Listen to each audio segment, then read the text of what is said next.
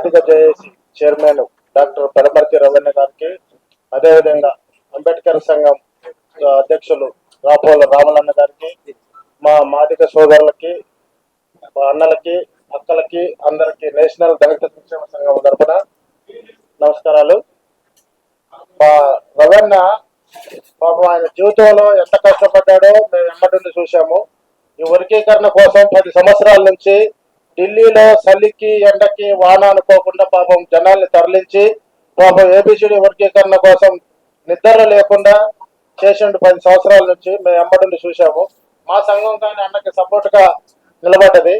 కానీ ఈ ఏబిసిడి వర్గీకరణ మందకృష్ణ ఒక్కడే సాధించండి అనుకుంటారు. కాదు, రవణ మీటింగ్ పెట్టేటప్పుడు సోషల్ జస్టిస్ బిఎస్ ను పంపించి ఇంత ఉద్యమం చేస్తున్నారు ఈ చలికి మీరు. ఎందుకనంటే ఏబిసిడి వర్గీకరణ కోసం 30 ఏళ్ళ నుంచి ఏబిసిడి వర్గీకరణ పెండింగ్ ఉంది. కాబట్టి మా మాదిగ జాతి అంతా వెనకబడి ఉంది. మా మాదిగ జాతికి న్యాయం జరగాలంటే వర్గీకరణ కావాలి అని చెప్పి రవణ ఇంటర్వ్యూ ఇస్తుంటే సోషల్ జస్టిస్ మినిస్టర్స్ నుంచి వచ్చిన వాళ్ళు రికార్డు చేసుకుని పోయారు.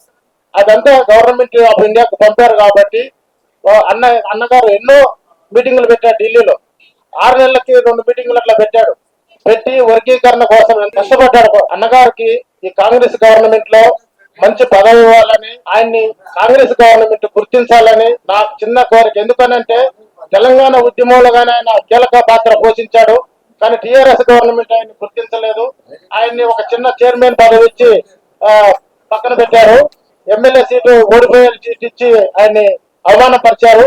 కాంగ్రెస్ గవర్నమెంట్ లో ఆయనకి ఉన్నతమైన ఎమ్మెల్సీ పదవి కానీ ఏదైనా ఇచ్చి తెలంగాణలో మాదిగ శాతం ఎక్కువ ఉన్నారు కాబట్టి ఆయనకి మినిస్టర్ పదవి ఇచ్చే విధంగా రేవంత్ రెడ్డి గారు ఆలోచించాలని మా నేషనల్ దళిత సంక్షేమ సంఘం తరఫున కోరటం జరుగుతుంది.